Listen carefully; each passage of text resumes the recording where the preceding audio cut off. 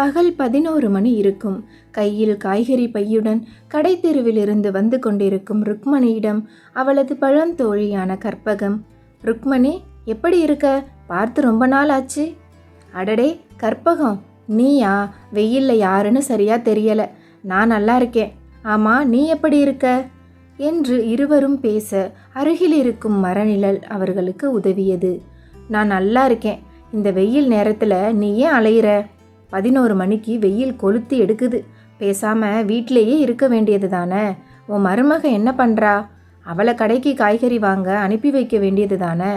அது சரி, இந்த காலத்தில் எந்த மருமக நாம் சொல்கிற வேலையை செய்கிறா? நம்ம வீட்டுக்கு மருமகளாக நாம் பார்த்து கூட்டிகிட்டு வந்தா அவளுங்க நம்மளையே அதிகாரம் பண்ணுறாளுங்க. என்னத்த சொல்கிறது, கலிகாலம். நம்ம காலத்துலலாம் நம்ம மாமியாருக்கு பயந்து கிடந்தோம். ஆனால் இப்போ இருக்கிறவங்கலாம் நமக்கு எங்கே பயப்படுறாங்க? ஏதாவது சொன்னால் பிள்ளைய பிரித்து தனியாக கூட்டிகிட்டு போயிடுவாங்களோன்னு நாம தான் அவங்களுக்கு பயந்து வாழ்கிறோம். கற்பகம், நீ நினைக்கிற மாதிரி என் மருமக சீதா இல்லை. அவள் பேருக்கு தகுந்த மாதிரி அமைதியான பக்குவமான பொண்ணு. வீட்டை நல்லபடியாக பார்த்துக்கிறா. என்னையும் அவங்க அம்மா மாதிரி பார்த்துக்கிறா. வீட்டில் அவள் தான் எல்லா வேலையும் பார்க்குறா. எனக்கு உடம்பு சரியில்லைன்னு என்னை ஒரு வேலை கூட பார்க்க விடுறதே இல்லை. நானாக செய்ய போனாலும் வேண்டாம்னு சொல்லுவா. அதான் கடைக்காச்சும் போயிட்டு வரேன்னு நானே தான் வந்தேன். காலையில் 8 மணிக்கு வந்தேன். கோவிலுக்கு போயிட்டு அப்புறம்தான் காய் வாங்க போனேன். அதான் நேரமாயிடுச்சு கற்பகம். ஏன் ருக்மணி, உண்மையாகவே உன் மருமக உன்னை நல்லா பார்த்துக்கிறாளா? இல்லை வெளியில் சொன்னால் மானம் போகும்னு இப்படி சொல்கிறியா? நான் எதையும் மறைக்காம தானே சொல்கிறேன். அப்புறம் ஏன் நீ மறைக்கிற? என்ற கற்பகத்திடம், இல்லை கற்பகம், உண்மையாக தான் சொல்கிறேன். இதில் பொய் சொல்ல என்ன இருக்குது? சரி, உனக்கு நம்பிக்கை இல்லைனா வா என் கூட என் வீட்டுக்கு. உனக்கே தெரியும். அதுவும் நீ என் வீட்டுக்கு வந்து ரொம்ப நாள் ஆகுது. என் மகன் இளவரசன் கல்யாணத்துக்கு வந்தது. பரவாயில்ல ருக்மணி, நீ இவ்வளவு தூரம் சொன்னதுக்கப்புறம் நான் நம்பாமல் இருப்பேனா? நீ ஏழை பொண்ணாக இருந்தாலும் நல்ல பொண்ணாக உன் மகனுக்கு பார்த்து கட்டி வச்சிட்ட. நீ கொடுத்து வச்சவ. ஆனால் நான் பிடிச்சாலும் புளியங்கொம்பா பிடிக்கணும்னு என் மகனுக்கு வசதியான பொண்ணை கட்டி வச்சேன். அதுக்கு தான் நான் இப்போ அனுபவிக்கிறேன். அவள் பணக்காரின்னு ரொம்ப திமிராக நடந்துக்கிறா. என் பேச்சை கேட்குறதே இல்லை. வீட்டில் எல்லாம் அவள் இஷ்டம்தான். அதான் நான் என் மக வீட்டில் போய் கொஞ்ச நாள் தங்கிட்டு வரேன். கற்பகம், நீ சொல்கிறது உண்மைதான். என் மருமக விஷயத்தில் நான் கொடுத்து வச்சவ தான். வசதியான பொண்ணோ ஏழை வீட்டு பொண்ணோ நாம் அவங்க கிட்ட நடந்துக்கிறதுல தான் இருக்குது. நாமளும் அவங்களுக்கு மரியாதை கொடுத்து நல்ல விதமாக நடந்துக்கிட்டா அவங்களும் நமக்கு மரியாதை கொடுப்பாங்க. இருந்தாலும் உன் அளவுக்கு பொறுமையும் நல்ல மனசும் என்கிட்ட இல்லை ருக்மணி என்றாள் கற்பகம். முதல்ல நீ மாறு, அப்புறம் உன் மருமகளை மாற்று. சரி, நேரம் ஆயிடுச்சு. என் மருமக மதியானம் சமையல் பண்ண நான் வரத்துக்காக காத்துக்கிட்டு இருப்பா. நான் கிளம்புறேன். நீ ஒரு நாள் வீட்டுக்கு வரணும் என்ற ருக்மணியிடம், கண்டிப்பாக வர ருக்மணி என்று இருவரும் மரநிழலை விட்டு நகர்ந்தனர். வீட்டிற்கு வந்த ருக்மணி தனது மருமகள் சீதாவை அழைத்து வாங்கி வந்த காய்கறிகளை அவளிடம் கொடுத்தாள். என்ன அத்தை, ஏன் இவ்வளவு நேரம்? காலையில் 8 மணி இருக்கும் போனீங்க. ஏன் இவ்வளவு லேட்டாக வரீங்க என்று சீதா கேட்க, ஒன்றும் இல்லை சீதா, திடீர்னு கோவிலுக்கு போகலாம்னு தோணுச்சு. அதான் கோவிலுக்கு போயிட்டு அப்படியே கடைக்கு போய் காய்கறி வாங்கிட்டு வர நேரம் ஆயிடுச்சு. அத்தை, சொன்னால் ஏன் கேட்கவே மாட்டீங்க? இந்த வெயில் நேரத்தில் நடந்து வரீங்க. உங்களுக்கு லோ பிபி இருக்குல்ல, எங்கேயாச்சும் மயக்கம் போட்டு விழுந்திருந்தா என்ன பண்ணுறது? இனிமே நீங்கள் எங்கேயும் போக வேணாம். இனிமே காய்கறி வாங்க நானே போகிறேன். சரி விடு சீதா, இனிமே வெயில் நேரத்தில் நான் எங்கேயும் போக மாட்டேன். சரி, என்ன குழம்பு வைக்க போகிற? வா, நான் காய் அரிஞ்சு கொடுக்குறேன். அதெல்லாம் ஒன்றும் வேணாம். இப்போ தான் நீங்கள் வெயிலில் வந்திருக்கீங்க. நானே பார்த்துக்கிறேன். நீங்கள் கொஞ்ச நேரம் படுங்க, நான் உங்களுக்கு காஃபி போட்டு கொண்டு வரேன் என்றாள் சீதா. ருக்மணியின் கணவர் வெளிநாட்டில் வேலை பார்க்கும்போது ஒரு விபத்தில் இறந்துவிட்டார். அவர் இறந்து இன்றோடு 3 வருடங்கள் ஆகின்றது. ருக்மணிக்கு 2 மகன்கள் உள்ளனர். மூத்தவன் இளவரசன், இளையவன் பாண்டி. மூத்தவனின் மனைவிதான் சீதா. இருவருக்கும் திருமணமாகி 5 வருடங்கள் ஆகின்றது. சீதா ருக்மணி கணவரின் நண்பன் மகள். 12ஆம் வகுப்பு வரை படித்தவள். ஆரம்பத்தில் வசதியில்லாத ஏழை பெண்ணை தன் மகனுக்கு திருமணம் முடித்து வைத்து விட்டோமே என்ற நெருடலும் கோபமும் கணவர் மீது என்னதான் ருக்மணிக்கு இருந்தாலும் காலப்போக்கில் சீதாவின் அன்பில் அவள் மனதை மாற்றிக்கொண்டாள். சீதாவிற்கு தாய் இல்லை என்பதால் தனது மாமியாரை தாயாக நினைத்து அன்பு காட்டினாள்.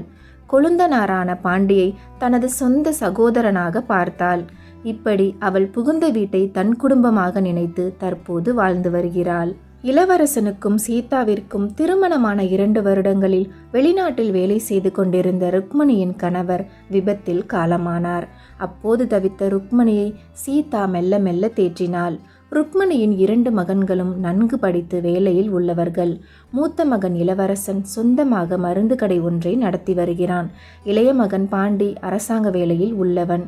கணவர் இறக்கும் வரை குடும்ப பொறுப்பை பார்த்து வந்த ருக்மணிக்கு அடிக்கடி உடல்நிலை சரியில்லாமல் போக அந்த பொறுப்பை மருமகள் சீதாவிடம் கொடுத்தாள். ஆரம்பத்தில் மறுத்த சீதா பின்பு அத்தையின் உதவியால் கற்றுக்கொண்டு தற்போது ருக்மணியை விட குடும்பத்தின் வரவு செலவுகளை சிக்கனமாக பார்த்து அவள் திறமையானவள் என்று நிரூபித்து விட்டாள். தற்போது மதிய உணவு சாப்பிட வீட்டிற்கு வந்தான் இளவரசன். அம்மா சாப்பிட்டீங்களா? பிபி மாத்திரையெல்லாம் போட்டிங்களா?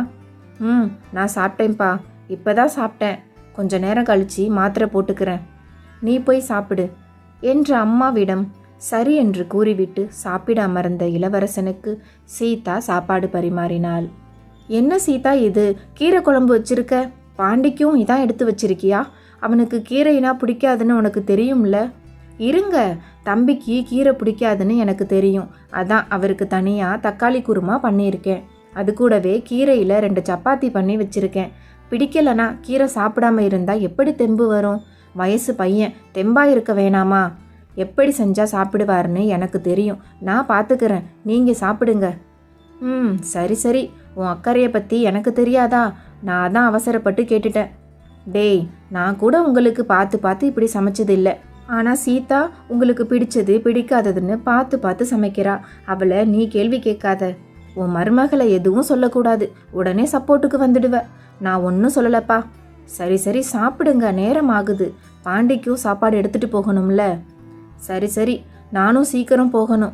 கடையில் வேலை செய்கிறவருக்கு மதியானம் லீவு வேணும்னு கேட்டார். நான் கடைக்கு போன பிறகு தான் அவர் அனுப்ப முடியும். ஏங்க, அவர் ஏன் லீவு கேட்டார்? அது ஒன்றும் இல்லை சீதா, அவர் பையனுக்கு இன்னைக்கு சாயங்காலம் பொண்ணு பார்க்க போகிறாராம், அதான் லீவு கேட்டார். ஓ அப்படியா? அவர் பையனுக்கு நம்ம பாண்டி வயசு தானே இருக்கும். ஆமாம், ஏன் கேட்குற? இல்லை, நம்ம பாண்டிக்கும் வயசாகிட்டே போகுது, அவருக்கும் சீக்கிரமாக கல்யாணம் பண்ணணும். நீ சொல்கிறதும் சரிதான். அவர் சொல்லும்போது எனக்கும் பாண்டி ஞாபகம்தான் வந்தது. அவன் நைட்டு வீட்டுக்கு வரட்டும், கேட்போம். ஏங்க, அவர்கிட்ட எப்படிங்க கேட்க முடியும் கல்யாணம் பண்ணிக்கிறியான்னு? அவர்கிட்டயே போய் எப்படிங்க கேட்பாங்க? நாம தான் பொண்ணு பார்க்கணும். அதுக்கு கேட்க சொல்லலடி, நம்ம பாட்டுக்கு அவன்கிட்ட கேட்காம பொண்ணு பார்த்துட்டு அவன் வேற ஒரு பொண்ணை விரும்புகிறேன்னு அவளை தான் கட்டிப்பன்னு வந்து நின்னா என்ன பண்ணுறது? அதான் கேட்க சொல்கிறேன். ஓ அப்படி வேற இருக்கா? இது எனக்கு தெரியல பாருங்க. டே இளவரசா, பாண்டி ஏன் புள்ளடா, அவன் அப்படியெல்லாம் பண்ண மாட்டான். நீங்கள் பார்க்குறபடி பொண்ணு பாருங்க. இல்லை அத்தை, அவர் சொல்கிறதும் சரிதான். அவர் மனசில் என்ன இருக்குதுன்னு தெரிஞ்சுப்போம். சரிங்க, பாண்டி வந்ததும் நீங்களே கேளுங்க. நான் எப்படி கேட்க முடியும்? நான் அவனோட அண்ணன், நீயே கேளு சீதா என்றவன் சாப்பிட்டு விட்டு பாண்டிக்கும் சாப்பாடு எடுத்துக்கொண்டு கிளம்பிவிட்டான். இப்படி இருக்க இரவு வந்தது. வீட்டினுள் நுழைந்த பாண்டி இன்று சம்பள நாள் என்பதால் முதல் வேலையாக தனது சம்பள பணத்தை அண்ணி சீதாவிடம் கொடுத்துவிட்டு தனது அறைக்கு சென்றான். அனைவருக்கும் இரவு உணவு பரிமாறியவள் தானும் சாப்பிட்டுவிட்டு வேலைகளை முடித்துவிட்டு பொறுமையாக பாண்டியிடம் இதை பற்றி பேச பாண்டியின் அறை கதவை தட்டினாள். தம்பி தம்பி, உள்ள வரலாமா? என்ன அண்ணி இது, ஏன் கேட்குறீங்க? உள்ள வாங்க. ஏதாச்சும் வேலையாக இருக்கியாப்பா? அதெல்லாம் ஒன்றும் இல்லை அண்ணி, ஒரு மெயில் அனுப்பணும், அதான் அனுப்பிக்கிட்டு இருக்கேன். ஏன், என்ன விஷயம் சொல்லுங்க அண்ணி. இல்லை, உங்ககிட்ட கொஞ்சம் பேசணும், அதான் எப்படி ஆரம்பிக்கிறதுன்னு தெரியலை. என்கிட்ட என்ன தயக்கம்? எதுவாக இருந்தாலும் கேளுங்க. உங்களுக்கு செய்யாமல் நான் யாருக்கு செய்ய போகிறேன்? கேளுங்க அண்ணி. ஒன்றும் இல்லை பாண்டி, நீ யாரையாவது விரும்புறியா? என்ன அண்ணி திடீர்னு இப்படி கேட்குறீங்க? உனக்கு கல்யாணம் பண்ணி வைக்கலாம்னு முடிவு பண்ணியிருக்கோம், அதான் நீ யாரையாவது விரும்புறியான்னு தெரிஞ்சுக்க கேட்டேன். யாராக இருந்தாலும் மறைக்காமல் என்கிட்ட சொல்லு தம்பி. அந்த பொண்ணு வீட்டில் பேசி நீ விரும்புகிற பொண்ணையே உனக்கு கல்யாணம் பண்ணி வச்சிடுறோம். ஐயோ அண்ணி, நீங்கள் நினைக்கிற மாதிரி நான் யாரையும் விரும்பலை. எனக்கு கல்யாணத்துக்கு இப்போ என்ன அவசரம்? அதெல்லாம் பொறுமையாக பண்ணிக்கிறேன். நீ உண்மையாகவே யாரையும் காதலிக்கலையா என்று வெளிப்படையாக கேட்ட அண்ணியிடம், உண்மையாகவே யாரையும் நான் லவ் பண்ணலை, எனக்கு இதெல்லாம் செட் ஆகாது அண்ணி. அப்போ சரி, நாங்களே உனக்கு ஏற்ற நல்ல பொண்ணா தேடுறோம். இப்போ வேணாம் அண்ணி, கொஞ்ச நாள் போகட்டும், பார்த்துக்கலாம். அண்ணி, ஒரு 10,000 பணம் வேணும் என்று பாண்டி கேட்டதற்கு ஏன் எதற்கு என்ற கேள்வி எதுவும் கேட்காத சீதா, இரு தம்பி, எடுத்து வரேன் என்று கூறி பணத்தை கொண்டு வந்து பாண்டியிடம் கொடுத்தாள். அண்ணி, திடீர்னு 10,000 கேட்குறேன், ஏன் எதுக்குன்னு கேட்க மாட்டீங்களா? எதுக்கு தம்பி கேட்கணும்?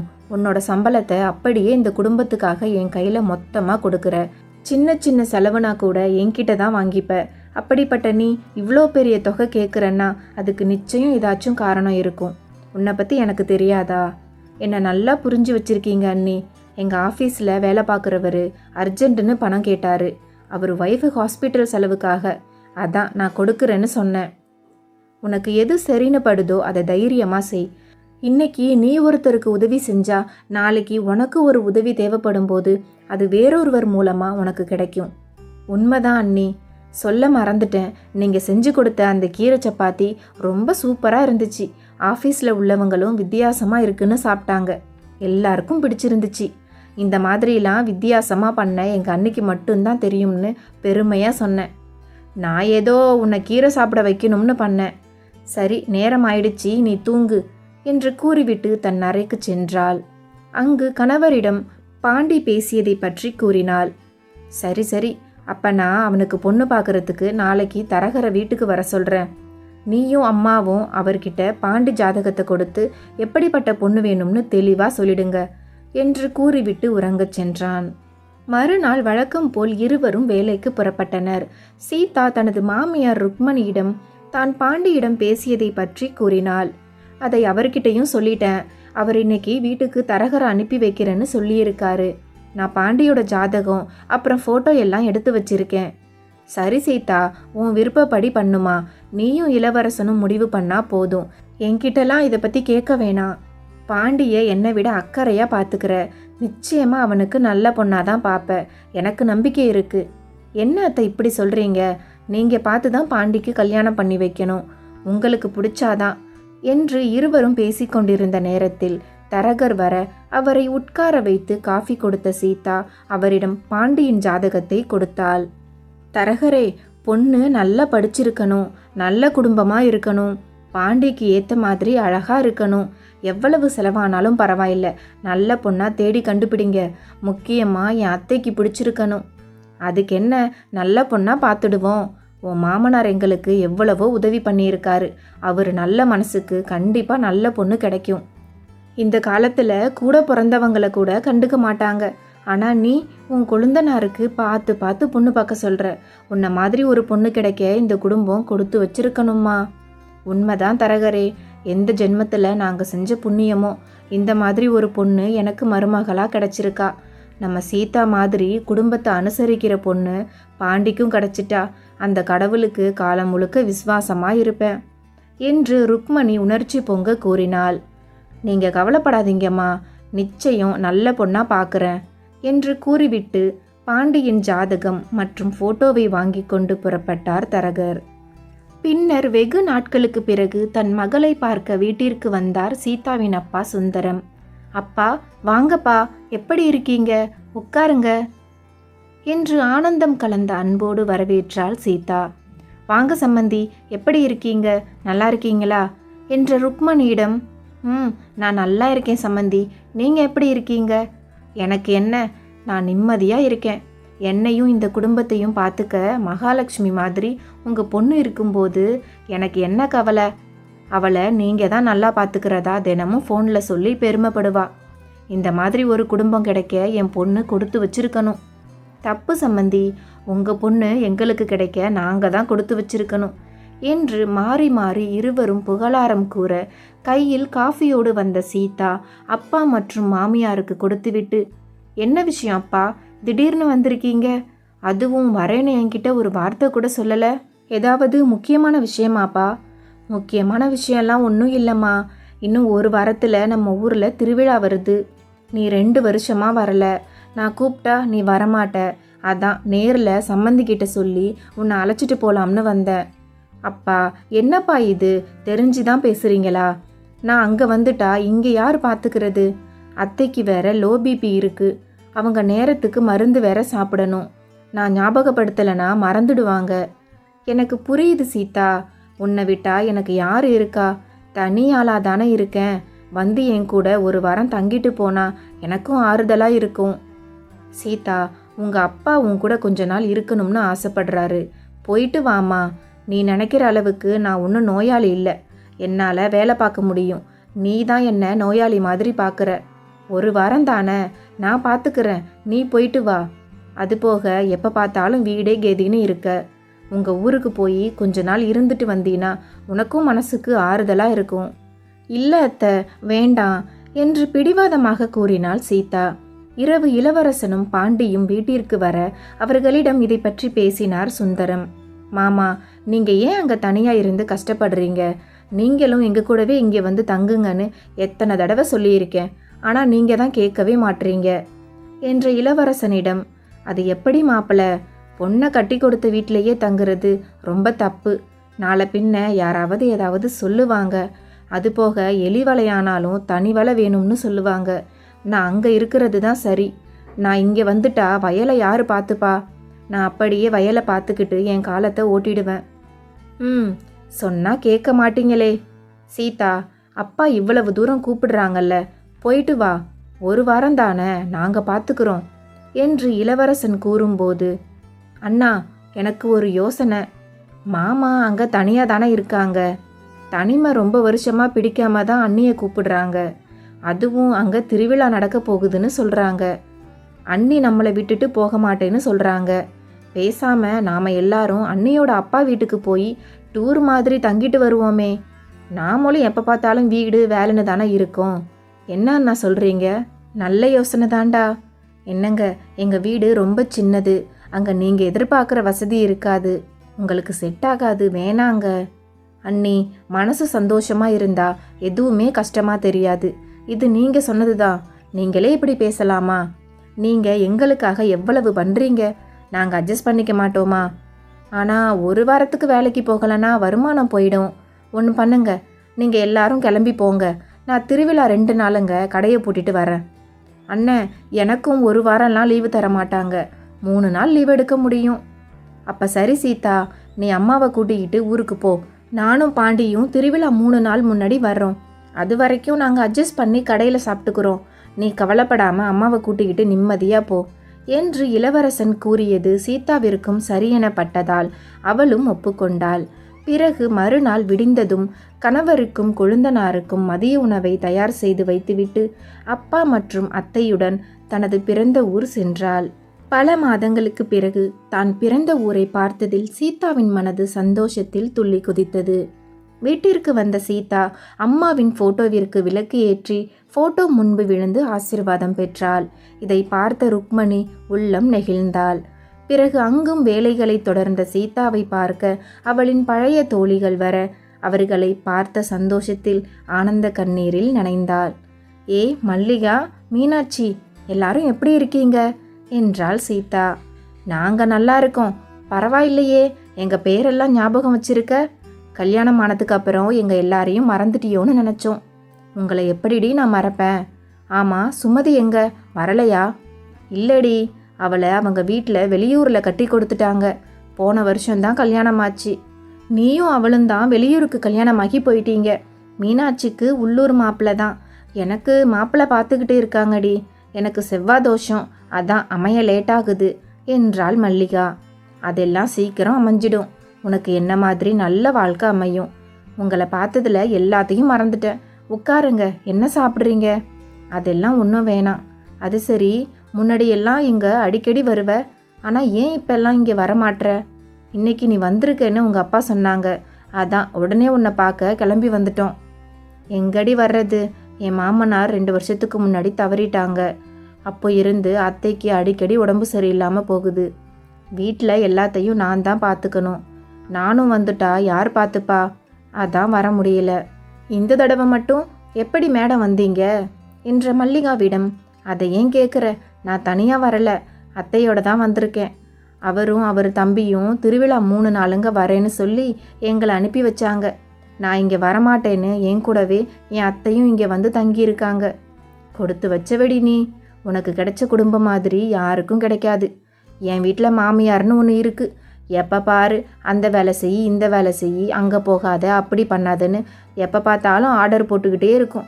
என் உயிரை எடுக்குது என்ற மீனாட்சியிடம், மீனாட்சி, நாம் எப்படி நடந்துக்கிறோமோ அதை பொறுத்து தான் அவங்களும் நடந்துப்பாங்க. நீ உன் மாமியாரை அம்மா மாதிரியும் உன் மாமியார் உன்னை தன்னோட மக மாதிரி நினச்சி பேசுனா எந்த பிரச்சனையும் வராது. ஆமாம், அப்படியே பேசிட்டாலும். ஆமாம், எங்கே உன் மாமியார்? கொல்லப்புறத்தில் இருக்காங்கடி. ஓட்டு வீடு இல்லை, ஃபேன் அந்த அளவுக்கு காற்று தரல, அதான் அங்கே மரத்தடியில் உட்காந்துருக்காங்க. பாவம், எனக்காக இங்கே வந்து கஷ்டப்படுறாங்க. பாருடா, மாமியாருக்காக ஃபீல் பண்ணுறா என்று மூவரும் அவர்கள் வாழ்வில் நடந்ததை பற்றியும் கணவரை பற்றியும் பேசிக்கொண்டிருந்தனர். சரி, ரொம்ப நாள் கழித்து பேசினதில் நேரம் போனதே தெரியலை. வீட்டில் வேற சொல்லாமல் வந்துட்டேன். என் மாமியார் கத்தும். நான் கிளம்புறேன், நாளைக்கு பார்ப்போம். ஆமாண்டி, நானும் கிளம்புறேன் என்று கூறி இருவரும் புறப்பட்டனர். அன்று இரவு ஒரு பார்சல் வர என்னவென்று தெரியாமல் விழித்து கொண்டிருந்தனர். அதை வீட்டிற்குள் கொண்டு வந்தவர் பிரித்தபோதுதான் தெரிந்தது அது ஏர் கூலர். பிறகு சீதாவிற்கு ஃபோன் செய்த பாண்டி, அண்ணி தப்பாக எடுத்துக்காதீங்க, உங்கள் எல்லாருக்காகவும் வாங்கினேன். திடீர்னு தோணுச்சு, நீங்களும் இங்கே சொகுசாக இருந்தீங்க, அங்கே போய் கஷ்டப்படக்கூடாது. நீங்கள் நாங்கள் கஷ்டப்படுவோம்னு இனி ஃபீல் பண்ணாதீங்க. இனி அங்கே தங்க அம்மாவுக்கும் சரி எங்களுக்கும் சரி எந்த கஷ்டமும் இல்லை. நீங்கள் நிம்மதியாக இருங்க என்று கூறிவிட்டு ஃபோனை வைத்தான் பாண்டி. சீதா, நீ எங்கே கஷ்டப்படுவியோன்னு பாண்டி உனக்காக அனுப்பியிருக்கான் பாரு. நீங்கள் வேற, நீங்கள் கஷ்டப்படக்கூடாதுன்னு தான் வாங்கி அனுப்பியிருக்காரு. ஏதோ இந்த அளவுக்கு நம்ம மேலே அவன் பாசமாக இருக்கானே, அதுவே போதும். அவன் என்னைக்கும் இப்படியே இருக்கணும். பாண்டி நீங்கள் பெத்த புள்ள, எப்போதும் மாற மாட்டாரத்த, நீங்கள் கவலைப்படாதீங்க என்றாள் சீதா. அன்று அமைதியான அந்த இரவில் நிம்மதியாக தூங்கினாள். மறுநாள் சக தோழிகளுடன் வெளியில் செல்வதற்காக அப்பா மற்றும் அத்தையிடம் சம்மதம் வாங்கியவள் புறப்பட்டாள்.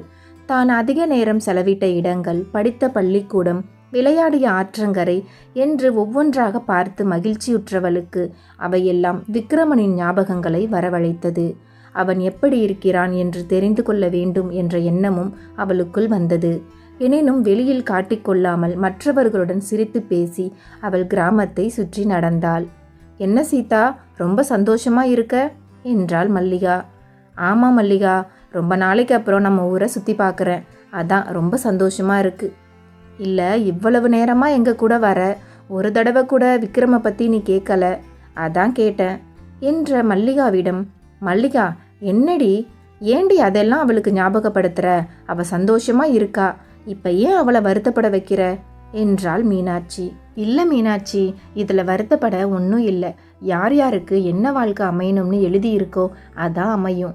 ஆமாண்டி, நீ விக்ரம கல்யாணம் பண்ணியிருந்தா கூட இந்த அளவுக்கு சந்தோஷமாக வாழ்ந்திருக்க மாட்ட. இப்போ உனக்கு நல்ல மாமியார், கணவர், அன்பான கொழுந்தனாருன்னு நல்ல குடும்பம் கிடச்சிருக்கு. அதுக்கு நீ கொடுத்து வச்சிருக்கணும். ஆமாண்டி, உண்மைதான். என் மேலே என் குடும்பம் உயிரையே வச்சிருக்காங்க. உண்மையாகவே நான் கொடுத்து வச்சவதான். சரி விடுங்க, ஏதோ சும்மா தான் கேட்டேன், வாங்க போலாம் என்று மூவரும் நகர சீதா வீட்டிலிருந்து 4 தெரு தள்ளி உள்ள தெருவிற்குள் போனவள் ஒரு பெரிய வீட்டை பார்த்தபடி நின்றாள். அது சீதா தனது அம்மா அப்பாவுடன் சந்தோஷமாக வாழ்ந்த வீடு. அதை பார்த்து அவள் கண்கலங்க கண்ணீரை துடைத்துவிட்டு சிறிது நேரம் தன் வீட்டையே பார்த்து கொண்டிருந்தாள். பிறகு அவள் வீட்டை பார்த்து வேதனைப்படுகிறாள் என்று தெரிந்து கொண்ட சீதாவின் தோழிகள் அவளை அழைத்து கொண்டு சென்றனர். பிறகு வீடு வந்த சீதாவிடம் திருவிழாவில் சந்திக்கலாம் என்று கூறிவிட்டு அவர்கள் புறப்பட்டனர். பிறகு அவள் முகம் சோகத்தில் வாடியிருந்ததை பார்த்த அவளின் தந்தை விசாரிக்க காரணத்தை தெரிந்து கொண்ட பின் அவளுக்கு சமாதானம் கூறினார். தந்தைக்காக சமாதானமானவளாய் காணப்பட்ட சீதா அன்று இரவு தூக்கம் வராமல் தவித்தாள். பழைய நினைவுகள் அவள் மனதில் அலைப்பாய அவள் வாழ்வில் நடந்ததை நினைத்து பார்த்து கொண்டிருந்தாள். அவள் ஏழை அல்ல. அந்த காலத்து பெரிய மச்சி வீடு, பண்ணை வீடு, வயல், தோட்டம் என ஓரளவு வசதியாக வாழ்ந்து வந்தவள். அந்த வீட்டில் அவள் தனது அம்மா, அப்பா, தாத்தா, பாட்டி, அத்தை, மாமா, மாமன் மகன் விக்ரம் என சந்தோஷமாக வாழ்ந்து வந்தாள். சீதாவின் அப்பா சுந்தரம் அப்போதிலிருந்தே வெளிநாட்டில் பணிபுரிந்து வருபவர். வயல், தோட்டம் அனைத்தையும் தனது தங்கை மற்றும் அவளின் கணவர் பார்த்து கொள்வார்கள் என்ற நம்பிக்கையில் அவர் அங்கு பணிபுரிந்தார். சீதாவின் அத்தை சொர்ணம். அவளுக்கு வீட்டோடு மாப்பிள்ளை பார்த்து திருமணம் முடித்து வைத்தார் சுந்தரம். சொர்ணத்திற்கு திருமணமான சில வருடங்கள் கழித்து தானும் திருமணம் செய்து கொண்டார். சொர்ணத்திற்கு ஒரு ஆண் குழந்தை விக்ரம் பிறந்தான். பின்னர் 2 வருடம் கழித்து சுந்தரத்திற்கு பெண் குழந்தை பிறந்தது, சீதா. இவர்கள் பிறக்கும் போதே இவனுக்கு இவள் என்று முடிவு செய்து விட்டார்கள். இருவரும் ஒருவருக்கொருவர் அன்பாக பழகி வந்தனர். இப்படி அவர்கள் குடும்பமாக சந்தோஷமாக வாழ்ந்து கொண்டிருந்தனர். சுந்தரம் என்னதான் வெளிநாட்டில் பணிபுரிந்து வந்தாலும் 3 மாதத்திற்கு ஒரு முறை வந்து தங்கி செல்வது வழக்கம். விக்ரமும் சீதாவும் தனது படிப்பை படித்து கொண்டிருந்த நேரத்தில் சீதாவின் தாத்தா பாட்டி வயது முதிர்வு காரணமாக இறந்துவிட அப்போதிலிருந்து சூழ்நிலை மாற ஆரம்பித்தது. தாய் தந்தை இருந்ததால் தைரியமாக அங்கு வாழ்ந்து வந்த சொர்ணத்திற்கு எதிர்காலத்தை பற்றி பயம் வர ஆரம்பித்தது. அன்று இரவு அறையில் தன் கணவருடன் பேசிக்கொண்டிருந்தாள் சொர்ணம். என்னங்க, இவ்வளவு நாள் அம்மா அப்பா இருந்தாங்க, நாம நிம்மதியா இருந்துட்டோம். இப்ப அவங்களும் போய் சேர்ந்துட்டாங்க. அண்ணன் யாரோட பேச்சையாவது கேட்டு ஒருவேளை நம்மளை வெளியே போக சொல்லிட்டா என்ன பண்றது என்று சொர்ணம் கேட்டதற்கு அவளின் கணவர் முத்துவேல், என்ன பேசுற சொர்ணம் நீ? உங்க அண்ணன் எவ்வளவு நல்லவர்னு உனக்கு தெரியாதா? நீயே இப்படி பேசுற? இந்த வீடு வயல் பண்ணைன்னு எல்லாத்தையும் நம்ம பொறுப்புல விட்டுட்டு போயிருக்காரு. நாம தானே எல்லாத்தையும் பார்த்துக்கிறோம். அதுபோக அவர் பொண்ணு சீதாவை நம்ம பையனுக்கு தான் கல்யாணம் பண்ணி கொடுப்பேன்னு சொல்லியிருக்காரு. அதுக்கு அவங்க மனைவி கூட ஒத்துக்கிட்டாங்க. அப்படி இருக்க என்ன திடீர்னு இப்படி ஒரு எண்ணம் உனக்கு வந்திருக்கு என்றார். நீங்க சொல்றது சரிதான், நான் இல்லைன்னு சொல்லல. எல்லாத்தையும் நாம தான் பார்த்துக்கிறோம். ஆனா அண்ணன் மாசக்கணக்கு கரெக்டா வந்து கேட்குறாருல்ல, நம்ம மேல நம்பிக்கை இருந்தா கேட்பாரா? எல்லாமே அவர் பேர்ல தான் இருக்கு. நாம கூலி இல்லாம வேலை செய்கிறோம், அவ்வளோதான். நாளைக்கு சீதா படிச்சு பெரிய வேலைக்கு போயிட்டா பெரிய பெரிய இடத்துல இருந்து அவளை பொண்ணு பார்க்கணும்னு வருவாங்க. பெரிய இடத்து சம்பந்தம்னு அண்ணன் அவரோட மனசை மாற்றி நிறைய பவுனு போட்டு வேற இடத்துல கட்டி கொடுத்துட்டா நாம என்ன பண்ணுறது சொல்லுங்க? சூழ்நிலையும் காலமும் ஒருத்தரை எப்படி வேணும்னாலும் மாற்றிடுங்க. இப்படி நீ ஓவராக கற்பனை பண்ணுறேன்னு நினைக்கிறேன். தேவையில்லாமல் யோசிக்கிறத நிறுத்திட்டு போய் வேலையை பாரு என்று முத்துவேல் கூறிவிட்டு போன பிறகு அதை நினைத்து கொண்டிருந்தாள் சொர்ணம். இப்படி வருடங்கள் ஓடிக்கொண்டிருந்த நிலையில் சொர்ணத்தின் குணம் நாளுக்கு நாள் மாற ஆரம்பித்ததை சீதாவின் அம்மா உணர ஆரம்பித்தாள். நிலத்தில் வரும் வருமானத்தில் தவறான கணக்கை காட்டுவது, செலவிற்கு கொடுக்கும் பணத்தில் முடிந்த அளவு எடுத்து வைப்பது, அந்த பணத்தில் தனக்கென்று நகைகள் வாங்குவது என அவளின் நடவடிக்கை மாறுவதை உணர்ந்த சீதாவின் அம்மா இதை பற்றி சுந்தரத்திடம் பேசினாள். என்னங்க, சொர்ணம் பண்ணுறது வர வர சரியில்லை. நீங்கள் வீட்டு செலவுக்கு கொடுக்குற பணத்தில் பாதி காணாமல் போகுது. நான் தான் மறந்துட்டேன்னு நினச்சேன். ஆனால் அதை சொர்ணம் தான் எடுக்கிற மாதிரி தெரியுது. அடிக்கடி அவ பாட்டுக்கு வெளியில் போகிறா வரா. எங்கே போகிறான்னு அவள் புருஷங்கிட்ட கூட சொல்ல மாட்றா. புதுசு புதுசாக நகை வாங்கி போட்டுக்கிறா. எனக்கு என்னமோ அவள் திருடுறாளோன்னு தோணுது. இப்போ எல்லாம் வீட்டில் எந்த வேலையும் செய்ய மாட்றா. நான் தான் தனியாக எல்லா வேலையும் பார்க்குறேன். என்னால் முன்ன மாதிரி வேலை பார்க்க முடியலை. ரொம்ப சோர்வாக இருக்குது. அடிக்கடி உடம்பு வலி தலைவலி வருது என்றாள். எனக்கு தெரியும் மங்களம், அவள் என்கிட்ட கணக்கு காட்டும் போதே கவனித்தேன். அவள் ஏதோ தப்பாக நடந்துக்கிறான்னு. ஆனால் ஏன் இப்படி பண்ணுறான்னு தெரியலை. நானும் அவள் சொல்கிறது சரிங்கிற மாதிரி நடந்துக்கிட்டேன். அம்மாவோட நகை மொத்தமாக அவளுக்கு தான். அதை நான் அவகிட்ட சொல்லியிருக்கணும். சொன்னால் உடனே அதை ஏதாவது பண்ணிடுவாளோன்னு தான் பயம். ஏற்கனவே நான் போட்ட 30 பவுன் நகையும் வெளியில் போட்டுட்டு போய் திருடங்கிட்ட கொடுத்துட்டு வெறும் கழுத்தோட வீட்டுக்கு வந்தா. இப்போ அந்த நகை அவளுக்குன்னு தெரிஞ்சா மறுபடியும் ஆசையில் ஆடம்பரமாக எல்லாத்தையும் போடணும்னு நினப்பா. அதான் சொல்லலை. சரி விடு, போக போக மாறிடுவா. அவள் வேலை செய்யலைனா பரவாயில்லை. வேலைக்கு ஒரு ஆள் வச்சுக்க மங்களம். உன்னால் முடியலைன்னா வேலை எதுவும் செய்யாத. வயசாகுதில்ல, அதான் உடம்பு இப்படி செய்யுது. சரி, நான் நாளைக்கு சிங்கப்பூர் கிளம்புறேன். ஏங்க, வந்து 10 நாள் தான் ஆகுது, அதுக்குள்ளே போகிறீங்க? இன்னும் கொஞ்ச நாள் இருந்துட்டு போகலாம்ல. மங்களம், அங்கே என் ஃப்ரெண்டு முருகன்கிட்ட தான் என்னோட வேலையையும் செய்ய சொல்லிட்டு வந்தேன். அவன் ஏதோ அவசரம்னு கூப்பிட்டான். நான் கிளம்புறேன். அடுத்த தடவை 1 மாதம் லீவு போட்டுட்டு வந்து தங்குறேன் என்று சுந்தரம் கூற அங்கு ஓடி வந்த சீதா, அப்பா ஏன்பா அதுக்குள்ளே ஊருக்கு போகிறீங்க? உங்கள் கூட நானும் விக்ரமும் எங்கேயாச்சும் வெளியில் போகலாம்னு ஆசைப்பட்டோம் என்று கூற விக்ரமும், ஆமா மாமா, ஊருக்கு போகாதீங்க மாமா என்றான். இல்லை விக்ரம், மாமா அவசரமாக போகணும். அடுத்த தடவை நான் வரும்போது நாம் எல்லாரும் சேர்ந்து ஜாலியாக வெளியே போயிட்டு வருவோம், சரியா என்று சுந்தரம் கூற, சரிங்க மாமா என்று கூறிவிட்டு இருவரும் சென்றனர். சுந்தரம் ஊருக்கு புறப்பட்ட மறுநாளே அவனுக்கு ஃபோன் வந்தது. சீதா பெரிய மனுஷி ஆகிவிட்டாள் என்று. சந்தோஷத்தில் பூரித்த சுந்தரம் தனது நண்பன் முருகனுக்கு இனிப்பு கொடுத்து மகிழ்ந்தான்.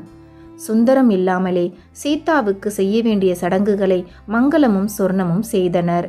சீதாவின் தோழிகள் அவளை கேலி செய்ய முதல் முறை வெட்கப்பட்டாள். அவள் பெரிய பெண் ஆனதிலிருந்து மங்களம் கூற விக்ரமுடன் சேர்ந்து விளையாடுவதை நிறுத்தி கொண்டாள். விக்ரமால் சீதாவிடம் பேசாமல் இருக்க முடியவில்லை. விக்ரமுக்கு அவளை அவ்வளவு பிடிக்கும் என்பதால் யாருக்கும் தெரியாமல் சீதாவிடம் பேசி வந்தான். இவர்களின் நட்பு காதலாக மாற ஆரம்பித்த தருணம். உள்ளத்தில் பட்டாம்பூச்சிகள் பறக்க வானத்தில் பறந்தவளின் சந்தோஷம் சிறிது நாட்கள் கூட தாக்குப்பிடிக்கவில்லை. அம்மா மங்களத்திற்கு தீவிரமாக உடல்நிலை சரியில்லாமல் போக மனதளவில் கலங்கி நின்றவளை விக்ரம் தேற்றினான். மங்களத்திற்கு புற்றுநோய் வர விஷயம் கேள்விப்பட்ட சுந்தரத்தால் உடனே வர முடியவில்லை. சீதா அத்தையின் உதவியை நாடினாள். ஆனால் அவளோ அந்த நோய் தனக்கும் வந்துவிடும் என்று பயந்து மேற்கொண்டு கண்டு கொள்ளவில்லை. விக்ரம் உதவியோடு தனது அம்மாவை பார்த்தாள். ஆனால் சொர்ணமோ தன் மகனுக்கும் இந்நோய் வந்துவிடும் என்று தன் வசம் வைத்து கொண்டாள். அவ்வப்போது மாமாவின் உதவியோடு அம்மாவை கவனித்து வந்தவள் பள்ளிக்கு போக நேரமில்லை. இப்படி பல நாட்களுக்கு பிறகு ஊருக்கு வந்த சுந்தரம் தன் மனைவியின் சூழ்நிலை பார்த்து கதறினான். என்னை மன்னிச்சிடு மங்களம், நீ உடம்பு முடியலன்னு சொல்லும்போதே நான் கவனிச்சிருக்கணும்.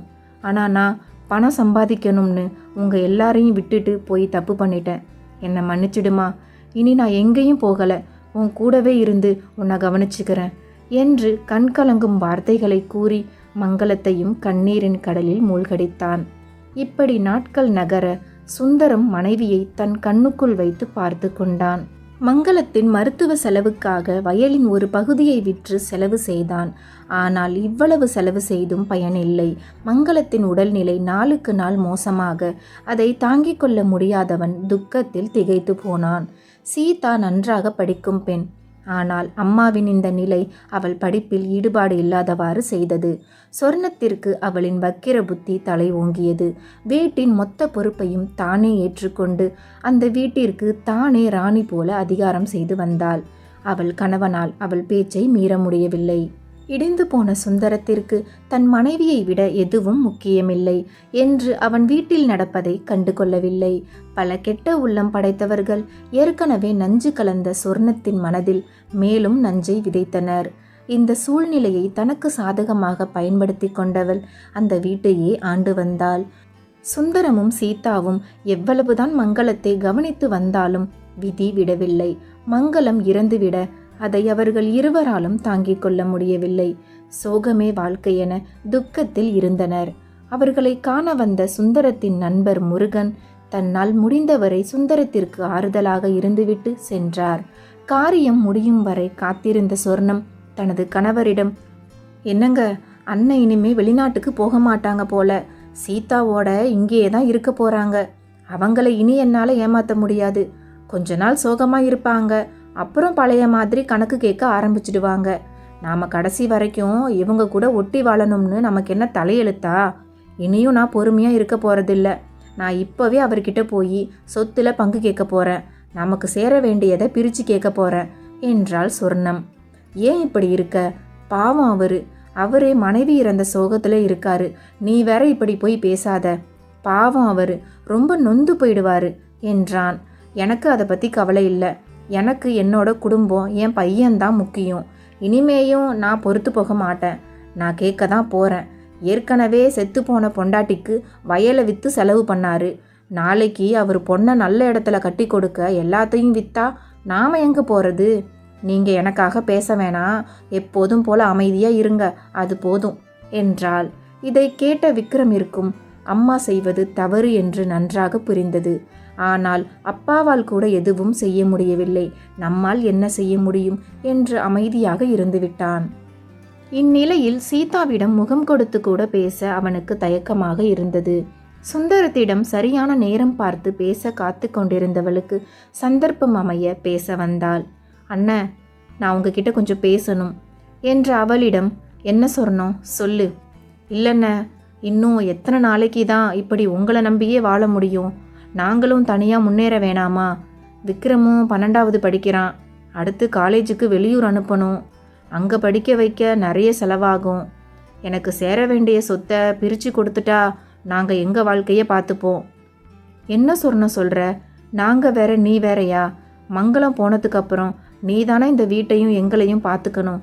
நீயே இப்போ பங்கு பிரிக்க சொல்கிற? இல்லைண்ணே, இனிமே நாம் எல்லாரும் ஒன்றா சேர்ந்து வாழ்கிறதுல அர்த்தம் இல்லை. எனக்கு என் குடும்பத்தோட ஒன்றா வாழணும்னு தான் ஆசை. ப்ளீஸ்ண்ணே, சொத்தை பிரித்து கொடுத்துடுங்க. அதில் இந்த வீடும் எனக்கு வேணும்.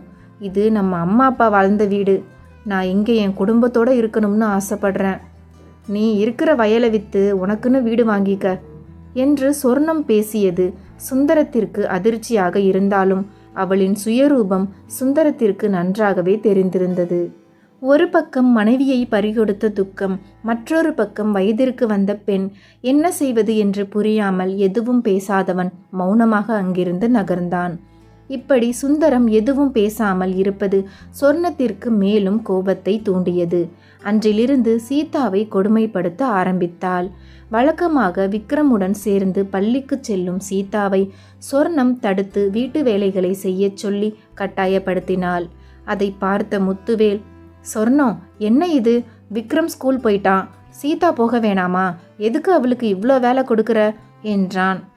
என்ன பேசுறீங்க? நான் என்னமோ வேணும்னு கொடுமைப்படுத்துகிற மாதிரி பேசுகிறீங்க. என்னால் எவ்வளோ வேலை தான் செய்ய முடியும்? நாள் முழுக்க வேலை செஞ்சு என் இடுப்பு எலும்பே தேஞ்சு போச்சு. அதான் எனக்கு கூட மாட வேலை செய்ய சொன்னேன். அது போக பொம்பளை புள்ள இனி படித்து என்ன பண்ண போறா? எப்படியும் இன்னொருத்தர் வீட்டில் போய் சமைக்க தானே போறா. அதுக்கு எதுக்கு இப்படி கஷ்டப்பட்டு படிக்கணும்? அதுக்கு 4 வீட்டு வேலையை கற்றுக்கிட்டா போகிற இடத்துல நல்ல பேர் எடுக்கலாம் என்று அப்பொழுதுதான் உள்ளே வந்த சுந்தரத்தின் காதில் விழும்படி கூறினாள். என்னடி சொல்கிற? இன்னொரு வீட்டுக்கு வாழ போகிறாளா? நம்ம வீட்டுக்கு தானடி நம்ம மருமகளாக இருக்க போகிறா. அதெல்லாம் நடக்கும்போது பார்த்துக்கலாம். எங்கே மருமகளாக போனால் என்ன, மாமியாருக்கு உதவி செய்யணும் என்று கூறிவிட்டு சொர்ணம் செல்ல தனது தந்தை அறைக்கு செல்வதை பார்த்த சீதா தானும் சென்று, அப்பா, என்னப்பா இது? அத்தை இப்படி மாறிட்டாங்க. என்னால் இவ்வளவு வேலை செய்ய முடியலப்பா. நான் படிக்கணும், ஸ்கூல் போகணும். ஏற்கனவே அம்மாவை நினச்சி சுத்தமாக படிக்கலை. பரீட்சை வேற வரப்போகுது. நாம் இந்த வீட்டை விட்டு எங்கேயாவது நிம்மதியாக போயிடுவோம்ப்பா. அத்தை அவங்க விருப்பப்படி அவங்க குடும்பத்தோட இங்கே நிம்மதியாக இருக்கட்டும் என்று சீதா கூறியது சுந்தரத்திற்கு அதிர்ச்சி கொடுக்க, மேலும் சீதா தொடர்ந்தாள். என்னப்பா, எனக்கு எப்படி தெரியும்னு தானே பார்க்குறீங்க? அன்னைக்கு அத்தை உங்ககிட்ட அப்படி பேசுனதை விக்ரம் தான்ப்பா என்கிட்ட வந்து சொன்னான். அவங்க அம்மா இப்படி நடந்துக்கிறத நினச்சி ரொம்ப அழுதான். பாவம் அவனால் எதுவும் பண்ண முடியலை. பேசாமல் நாம் அவங்க ஆசைப்படி இந்த வீட்டை விட்டு போயிடுவோம். இந்த வீட்டை அவங்கக்கிட்டேயே கொடுத்துடுங்க. நாம் நம்ம பண்ணை வீட்டுக்கு போயிடுவோம். நமக்குன்னு வயல் இருக்குது, அங்கே தங்கி நம்ம விவசாயம் பார்ப்போம் என்று இந்த வயதில் சீதா இப்படி பக்குவமாக பேசுவதை நினைத்து பெருமைப்படுவதா, இல்லை சொர்ணம் இப்படி நடந்து கொள்வதை நினைத்து வருத்தப்படுவதா என்று தெரியாமல் கலங்கியபடி அமர்ந்திருந்தான். இப்படி நாட்கள் நகர இன்று வீட்டிற்கு வந்த சீதாவின் நெருங்கிய தோழிகளான மல்லிகா, மீனாட்சி, சுதா மூவரும் சுந்தரத்திடம் பேசினர். அப்பா, சீதாவை சார் ஸ்கூலுக்கு கூட்டிட்டு வர சொன்னாரு. அவள் நல்லா படிக்கிற பொண்ணு. பரீட்சை வேற வரப்போகுது. அதுவும் 12வது பொது தேர்வு எழுதணும். ஏன்பா இப்படி அவளை வீட்டிலேயே வச்சிருக்கீங்க? ஸ்கூலுக்கு அனுப்புங்கப்பா என்று அவர்கள் கூற, விக்ரமும், மாமா, அம்மா சொல்கிறத காதில் வாங்கிக்காதீங்க. சீதா ஸ்கூலுக்கு வந்து படிக்கணும். நீங்கள் சொன்னால் அம்மாவும் எதிர்த்து பேச மாட்டாங்க. ஏன் நீங்கள் அம்மாவை எதுவும் பேசாமல் இப்படி அமைதியாக இருக்கீங்க? நீங்கள் இப்படி இருந்தால் அம்மா இன்னும் ஓவராக தான் நடந்துப்பாங்க என்று கூறிய விக்ரமிடம், நான் உங்கள் அம்மா மேலே என் உயிரையே வச்சிருந்தேன். அவள் என்னைக்கும் என்னோட தங்கச்சியா என் கூடவே இருக்கணும்னு, வெளியில் போய் கஷ்டப்படக்கூடாதுன்னு தான் உங்கள் அம்மாவுக்கு வீட்டோட மாப்பிள்ளை பார்த்து கட்டி வச்சேன். ஆனால் இப்போ அவன் என் தங்கச்சியா இல்லை. அவன் மனசு ஃபுல்லாக விஷம் பரவிடுச்சு. சீதா, நீ ஸ்கூலுக்கு கிளம்பு. சொர்ணத்துக்கிட்ட நான் பேசுகிறேன்.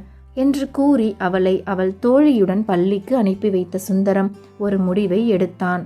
அந்த பண்ணை வீட்டையும் சில நிலங்களையும் தவிர மற்ற சொத்துக்கள், வீடு, நகை என அனைத்தையும் சொர்ணத்தின் பெயரில் மாற்றி எழுதிவிட்டு பண்ணை வீட்டுக்கு தன் மகள் சீதாவோடு சென்று விட்டான். முத்துவேல் எவ்வளவு தடுத்தும் சுந்தரம் கேட்கவில்லை. அவர்கள் வீட்டை விட்டு போன பிறகு தான் இந்த வீட்டிற்கு மகாராணி என்ற கர்ப்பத்தில் மகிழ்ச்சியாக இருந்தாள் சொர்ணம். இப்படி நாட்கள் நகர்ந்த நிலையில் தேர்வு வந்தது.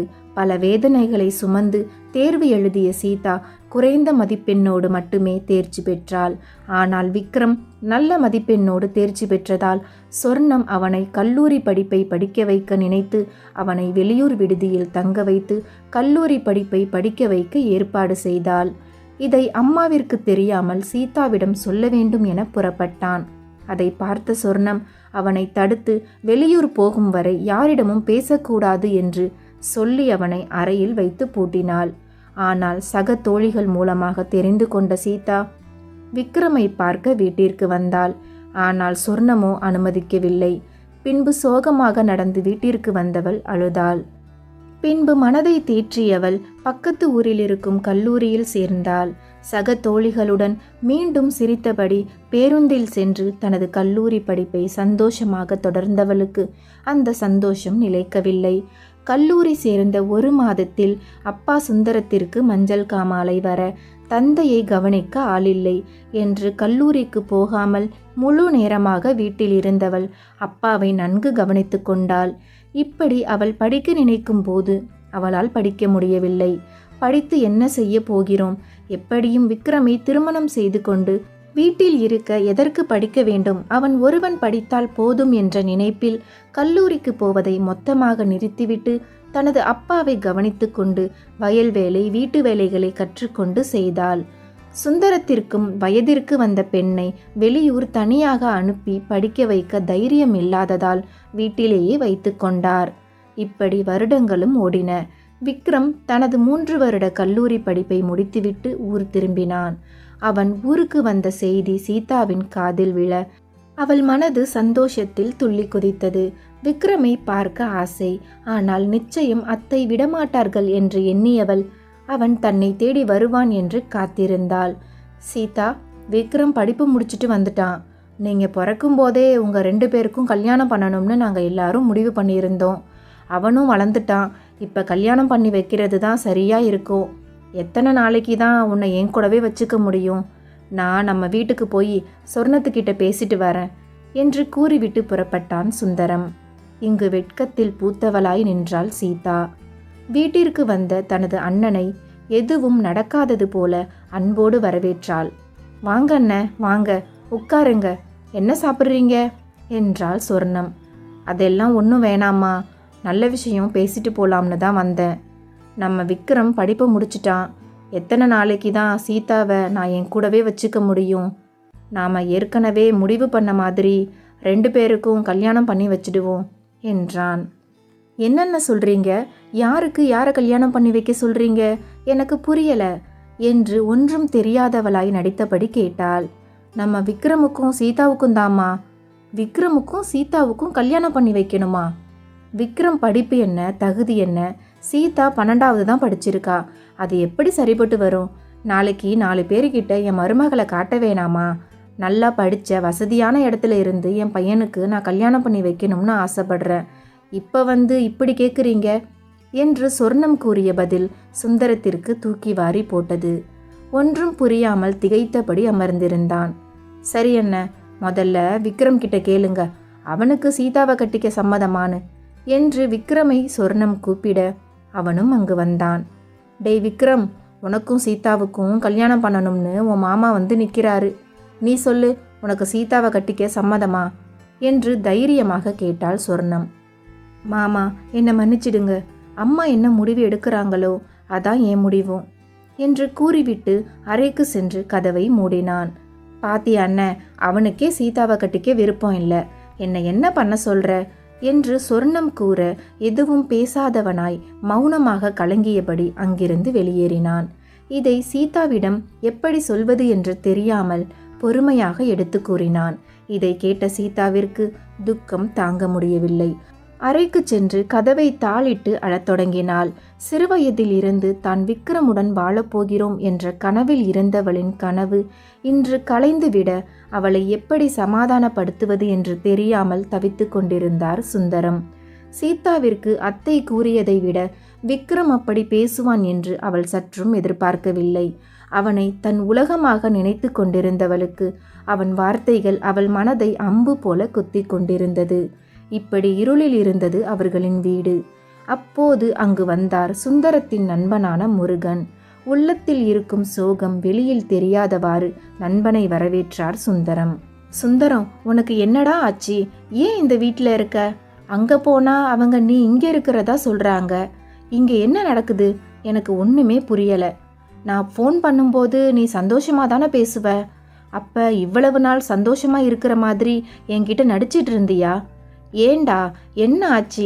என்கிட்ட கூட சொல்லாம அப்படி என்ன பிரச்சனை உனக்கு என்று வருத்தமுடன் கேட்ட முருகனிடம் இது நாள் வரை நடந்ததை கூறினார் சுந்தரம்.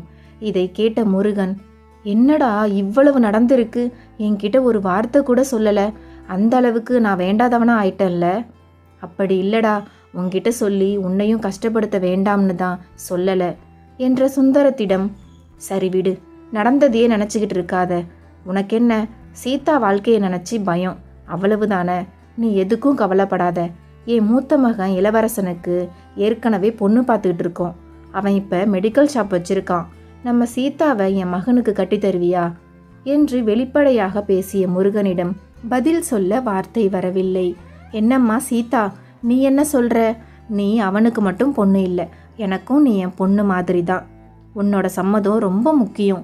எதுவா இருந்தாலும் உன் மனசுல உள்ளதை சொல்லு என்று முருகன் கூற சுந்தரம் சீதாவை பார்த்தான். ஏனென்றால் சீதா விக்ரமுடன் மனதளவில் மனைவியாக வாழ்ந்தவள். சீதாவோ எதுவும் பேசாமல் அறைக்கு சென்றாள். முருகனிடம் காத்திருக்குமாறு கூறிவிட்டு சுந்தரமும் அறைக்கு சென்றார். சீதா, உன் நிலைமை எனக்கு புரியுது. ஆனா நல்ல சம்பந்தம் நம்மளை தேடி வந்திருக்கு. என் நண்பன் குடும்பத்துல தான் நீ வாழ போற. அங்க உன்னை நல்லா பார்த்துப்பாங்கம்மா. உன்னை யாருன்னு தெரியாத ஒரு இடத்துல கட்டி கொடுக்கறதுக்கு பதிலா என் நண்பனோட வீட்டில் கட்டி கொடுத்தா எனக்கும் எந்த கவலையும் இல்லாமல் இருக்கும். அவனோட 2 பசங்களும் தங்கமான பிள்ளைங்க சீதா, எந்த கெட்ட பழக்கமும் கிடையாது. நிச்சயம் உன்னை நல்லா பார்த்துப்பாங்க. இந்த அப்பாவுக்காக சம்மதம்னு சொல்லுமா என்ற சுந்தரத்திடம் சிறிது நேரம் யோசித்த சீதா, அப்பா, உங்களுக்கு எது சந்தோஷமோ அதை செய்யுங்க. நீங்கள் என்ன பண்ணாலும் அது என்னோட நல்லதுக்கு தான்னு எனக்கு தெரியும். உங்கள் விருப்பப்படி பண்ணுங்கப்பா என்று சீதா சம்மதம் கூற உள்ளம் மகிழ்ந்த சுந்தரம் முருகனிடம் கூறினார். பிறகு அடுத்த நல்ல முகூர்த்த நாள் பார்த்து சீதாவிற்கும் இளவரசனுக்கும் இருவரும் சேர்ந்து நல்லபடியாக திருமணத்தை நடத்தி முடித்தனர். இப்படி தற்போது நடந்த பழைய நினைவுகளை நினைத்து பார்த்தவளாய் இருந்தாள் சீதா. அடுத்த பகுதி வரும் வரை காத்திருக்கவும்.